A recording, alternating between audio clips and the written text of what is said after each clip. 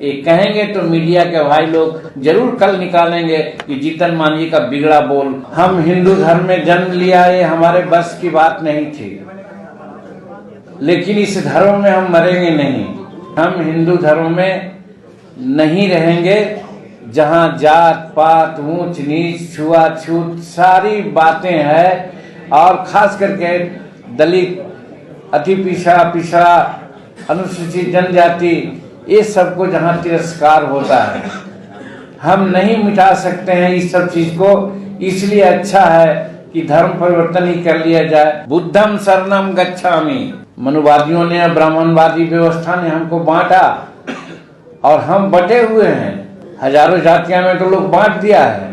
हमारे बच्चे जब पढ़ने लगे, स्कूल जाने लगे, तो वो चालाक लोग प्राइवेट स्कूल खोल दिया और 10 लाख 20 लाख दे करके अपने बच्चों को वहाँ पढ़ा रहे हैं। और हमारे बच्चे यहाँ पर मार खाते हैं। वो कट ऑफ मार्क्स 90% होता है, लाता है 99% CBSE में, और हमारे बच्चे बोर्ड में लाता है 80%, तो पीछे बैठ जाता है, पीछे रह जाता है। ये साजिश है सर, ये साजिश है। आज डर से हम MLA बनते हैं, MP बनते हैं, लेकिन डर से बोलते नहीं हैं। हमारे वोटर हैं, हमारी जनसंख्या है, लेकिन हमारे जनसंख्या कमजोर है, इसीलिए हम बात नहीं बोल पाते। और जो कम वोटर है उनका मुंह ज्यादा चलता है, वो हर जगह बोलते हैं और हम पर हावी हो जाते हैं।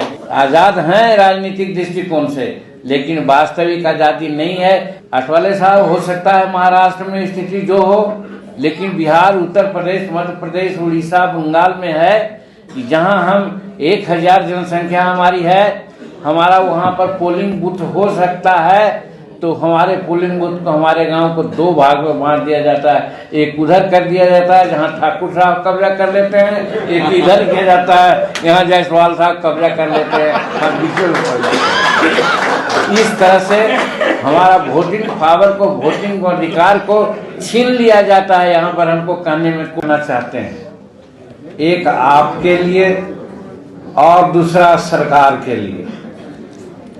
बाबा भीमराव अंबेडकर साहब ने आपके लिए एक दिशा निर्देश देने का काम किया था, और वो था 1956 का।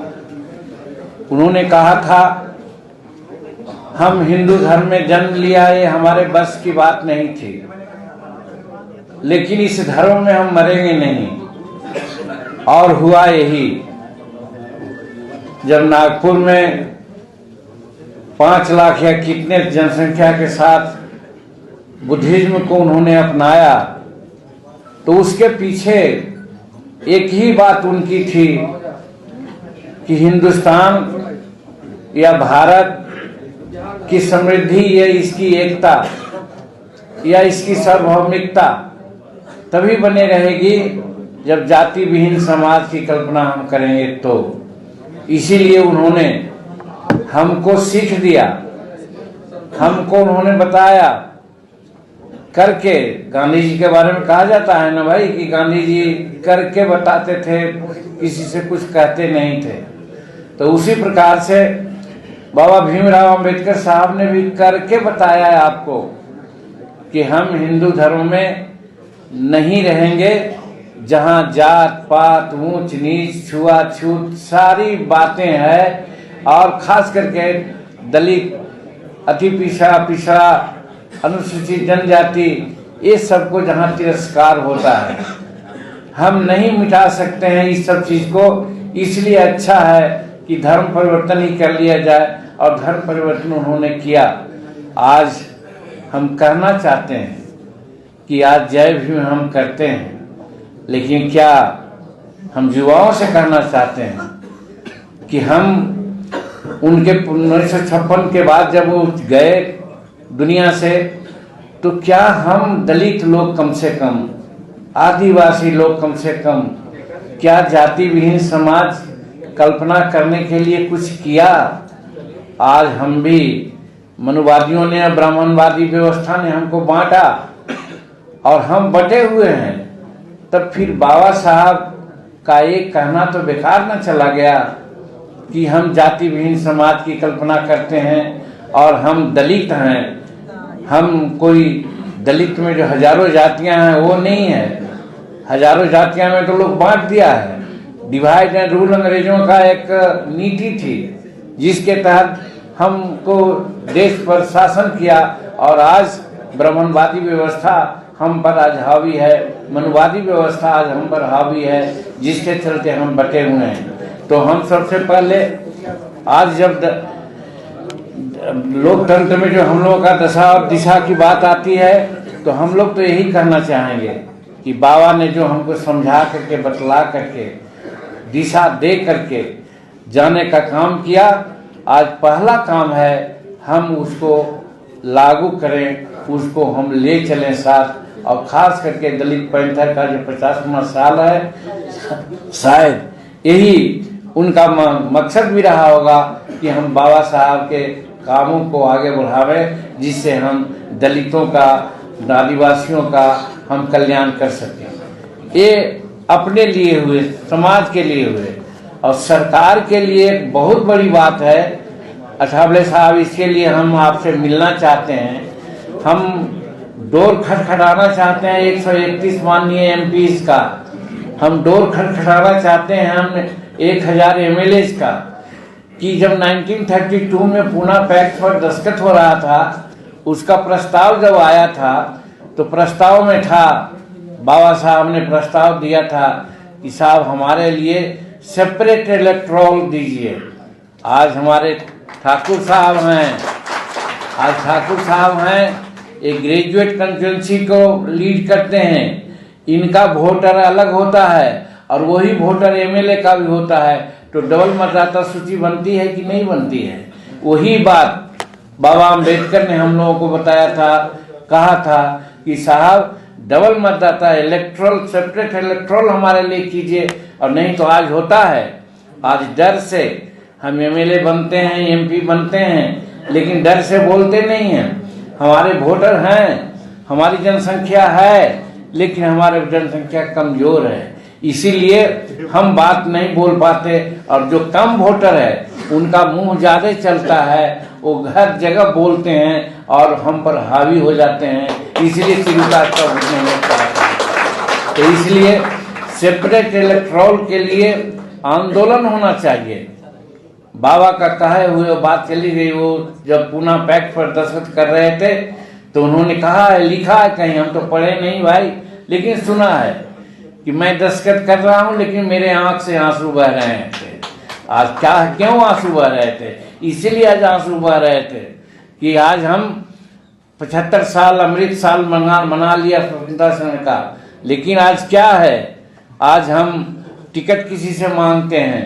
आज क्या है, हम आजाद हैं राजनीतिक दृष्टिकोण से, लेकिन वास्तविक आजादी नहीं है। ये कहेंगे तो मीडिया के भाई लोग जरूर कल निकालेंगे कि जीतन मांझी का बिगड़ा बोल कल हुआ है। हाँ, लेकिन सही बात है, अठवाले साहब, हो सकता है महाराष्ट्र में स्थिति जो हो, लेकिन बिहार, उत्तर प्रदेश, मध्य प्रदेश, उड़ीसा, बंगाल में है कि जहां हम 1000 जनसंख्या हमारी है, हमारा वहां पर पोलिंग बूथ हो सकता है, तो हमारे पोलिंग बूथ को, हमारे गांव को 2 भाग में बांट दिया जाता है। एक उधर कर दिया जाता है जहां ठाकुर साहब कब्जा कर लेते हैं, एक इधर किया जाता है यहाँ जायसवाल साहब कब्जा कर लेते हैं, हम बीच में पड़ जाते हैं। इस तरह से हमारा वोटिंग पावर को, वोटिंग अधिकार को छीन लिया जाता है। यहाँ पर हमको कहने में कोई गरज नहीं है, लेकिन इस चीज को आज तक हम लोग नहीं समझ पाए, और इसके लिए कोई नहीं बोला। पार्लियामेंट में भी शायद नहीं का आवाज उठती है। इसलिए हम, आप मुखर वक्ता हैं, आप सेपरेट पार्टी चला रहे हैं, और आप इतना अच्छी बात, गंभीर बात ऐसे लहजे में कर देते हैं कि जिसके लिए कहते हैं वो भी हंसता है। तो ये आपकी विशेषता है। इसीलिए मैं कहना चाहता हूँ कि मैं दिल्ली, हम आते हैं और आपसे संपर्क करेंगे। हम समझते हैं कि पार्लियामेंट में हम लोगों को सेपरेट इलेक्टोरल के लिए मांग करना चाहिए, नहीं बल्कि आंदोलन करना चाहिए। आज दलित पैंथर है, आज आप छावनी बनाते हैं, तो छावनी बनाने का काम भी यही हो कि हमारे लिए सेपरेट इलेक्टोरल दे दो भैया, हम अपने लोगों को चुनेंगे, हम अपना काम करावेंगे, तुम अपना अलग काम करते रहो। और नहीं तो आज 75 साल में यही हालत हुआ, यही हमारी दशा और यही हमारी दिशा। इसीलिए हम कहना चाहते हैं कि हम बाबा साहब की बात को नहीं माना।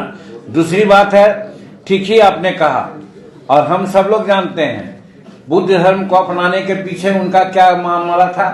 बुद्ध धर्म में भगवान बुद्ध ने ही कहा है बुद्धम शरणम गच्छामि। बुद्धम शरणम गच्छामि का क्या मतलब है? शिक्षा प्राप्त करो, शिक्षित हो पहले। और वही नारा बाबा भीमराव अंबेडकर ने भी दिया कि शिक्षित बनो, और शिक्षित बनने का एक फार्मूला भी दिया बाबा साहब ने। आज कोई आंदोलन उसके लिए नहीं हो रहा है वाले साहब, इसका हमें दुख है। वो का कहा था कॉमन स्कूलिंग सिस्टम होना चाहिए, राष्ट्रपति का बेटा हो या भंगी का संतान, सबको शिक्षा एक समान। इसकी लड़ाई क्यों नहीं हो रही है? इसकी हम जमीन के टुकड़ा के लिए लड़ते हैं, लाल झंडा गाड़ देते हैं, हम पेंशन नहीं मिला उसके लिए लड़ते हैं, छात्रवृत्ति नहीं मिली इसके लिए लड़ते हैं, लेकिन क्यों नहीं हम लड़ते हैं कि हमको जो ये अधिकार मिलना चाहिए था वो अधिकार नहीं मिला है कॉमन स्कूलिंग सिस्टम का। आज क्या होता है सर, उम्र आपका क्या है मैं नहीं कहता, हम 79 ईयर्स में चल रहे हैं, 79 ईयर्स में। और जब ग्रेजुएशन किया 1966 में और एमए कर रहे थे, उस समय प्राइवेट स्कूल नाम का कोई चीज नहीं था। काहे नहीं था? आपको इसको सोचना चाहिए। इसलिए कि उस समय सभी तबके के लड़के सब लोग पढ़ते थे सरकारी विद्यालयों में, और हमारे जो शेड्यूल कास्ट के लड़के थे, अति पिछड़ा के लड़के थे, गरीब के लड़के थे, वो स्कूल नहीं जाते थे। 12% का 15% सीजन था, हमारे लोग नहीं जाते थे, इसलिए अपने काम में लगे रहते थे। और उसके बाद जब हमारे बच्चे जब पढ़ने लगे, स्कूल जाने लगे, तो वो चालाक लोग प्राइवेट स्कूल खोल दिया और 10 लाख 20 लाख दे करके अपने बच्चों को वहाँ पढ़ा रहे हैं। और हमारे बच्चे यहाँ पर मार खाते हैं।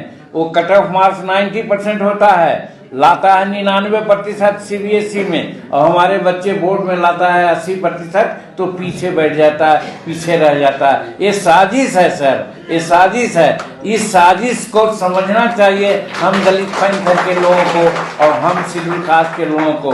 इसलिए ज़्यादा नहीं हम कहेंगे, अध्यक्षीय भाषण ज़्यादा नहीं होता है, लेकिन ये 3 बात हम जरूर कहेंगे, चूंकि आप युवा हैं, आप ही पर भविष्य है। और अगर मानते हैं ये बात को, तो हम लोग का तो अंतिम दिन हो गया। कितना दिन रहेंगे कह नहीं सकते हैं, लेकिन आप लोगों को चलाना है, आप लोगों को देखना है।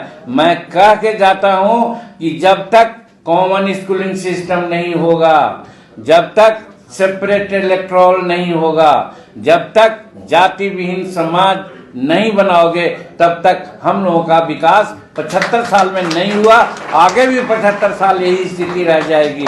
इसलिए ये 3 बेसिक मुद्दा है, इस पर लड़ाई, इसको जन आंदोलन करना चाहिए। इसके लिए हम लोगों को सड़क से संसद तक के लड़ाई करनी चाहिए। अगर ये हम करेंगे तभी हमारा विकास होगा, तभी हम आगे बढ़ेंगे, और नहीं तो हम लोग इसी तरह से पड़े रहेंगे।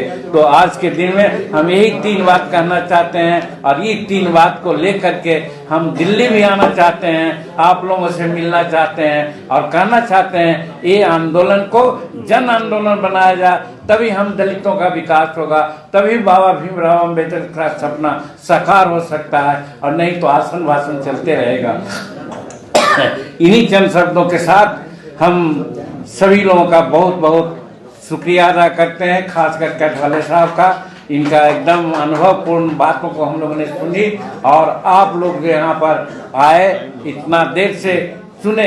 इसमें एक कड़ी हम कहना चाहते हैं कि एक प्रोफेसर के नजदीक में एक शिक्षक गए पीएचडी करने के लिए, और वहाँ पर वो बैठे रहे, बैठे बैठे 6 महीना हो गया। तब कहता है लड़का कि सर हम पीएचडी करने के लिए आपके पास आए हैं, 6 महीना हो गया, कुछ आप नहीं बताए, तो कहेंगे अब तुम पीएचडी कर लिया इसलिए कि तुमको बैठने की सलाहियत हो गई।